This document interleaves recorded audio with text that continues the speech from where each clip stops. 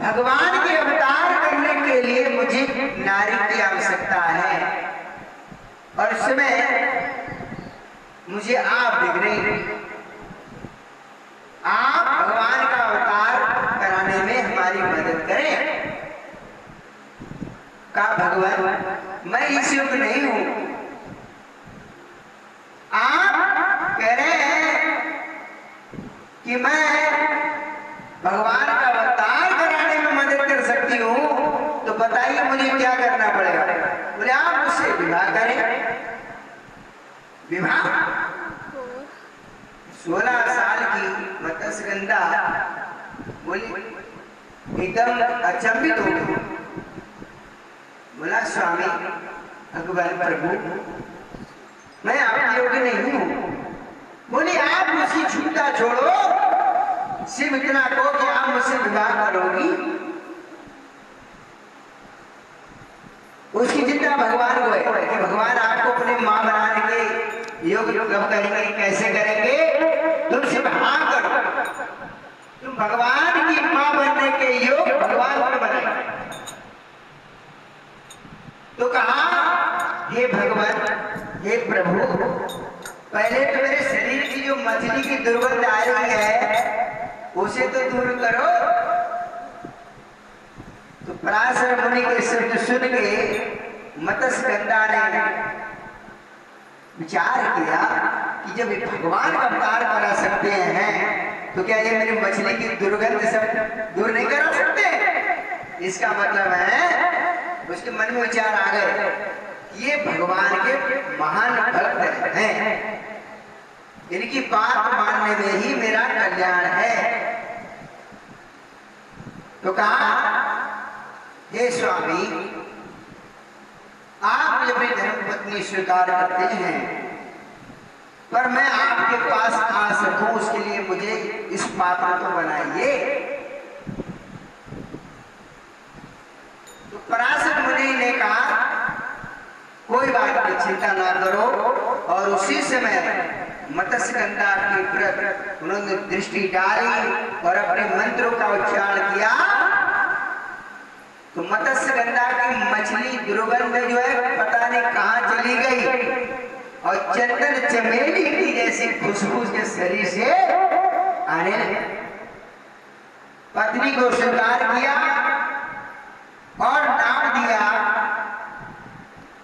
कि आज से आपका नाम मत्स्यगंधा नहीं होगा, सत्यवती होगा। सत्यवती वो क्यों? क्योंकि भगवान सत्य है और सत्य को धारण करोगी, उनकी माता बनोगी, इसलिए आज से आपका नाम सत्यवती होगा। जगत आपको सत्यवती के नाम से जानेगा। भगवान से प्रार्थना की पराशर मुनि प्रभु अब आप इन्हें अपनी मां के योग्य बनाइए, इन्हें इतना शुद्ध पवित्र कीजिए और आप इनके अंदर अपने आप को धारण कीजिए। भगवान ने क्या किया? जैसे पराशर मुनि ने कहा और भगवान तुरंत उसी सत्यवती के हृदय में प्रकट हो गए।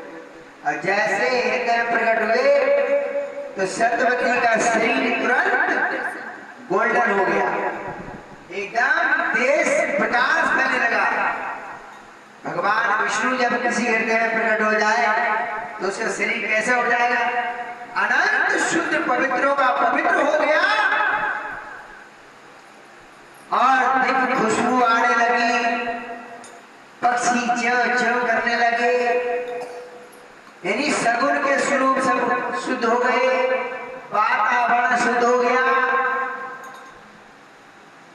और भगवान ने उनको अपनी माता सौभाग्य दे दिया। पराशर मुनि ने कहा देवी अब आज से तुम सत्यवती कहलाओगी। अब भगवान को तुमने धारण कर लिया, तुमसे जो पुत्र रूप में प्रभु प्रकट होंगे उनका नाम व्यास होगा, व्यास देव कहलाएंगे। भगवान व्यास अवतार होगा। इनकी खूब सेवा करना, बड़ा लाड़ प्यार करना, कि स्वयं तुम्हारे भगवान बेटा बन के आ रहे हैं और वो जो कहे उसे मानना, उसी में तुम्हारी आत्मा का कल्याण होगा। पराशर मुनि ने कहा देवी अब मैं अपना भजन करने जा रहा हूँ, इतनी लीला मुझे प्रभु ने करने के लिए चुना, बस यहाँ तक मेरा आपका साथ था।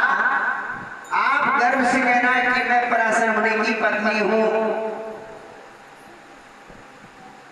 अब कुंवारी लड़की पराशर मुनि का आशीर्वाद लेके अब वो कहाँ भगवान व्यास धारण कर लिए और पति चल लिए उधर।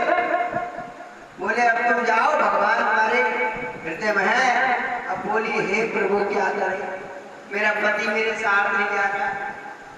समाज क्या बोले, मूर्ख समाज कहेगा पता नहीं क्या करके पाप करके आई। अब वो क्या समझे भगवान बता रहे मेरे।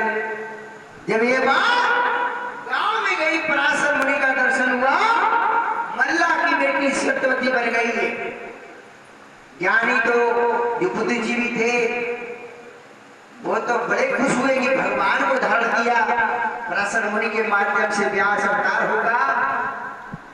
उसका पिता जो था बड़ा बहुत धार्मिक था, भगवान का भक्त था। वो तो ढोलक बजाते आ रहे, अरे वाह मेरी बेटी भगवान को अवतार करेगी, मेरी बेटी प्रकट करेगी। ढोल मजीरा खूब का ताल बजाते हुए स्वागत करने आ रहा है। और जो पापी थे, दुष्ट थे, वो हंसी बना रहे। ऐसा कैसे हो जाएगा, पराशर मुनि का दर्शन कहां से हो जाएगा। भगवान अवतार लेंगे, ये मछुआरे को, ये मल्ला मछली मारने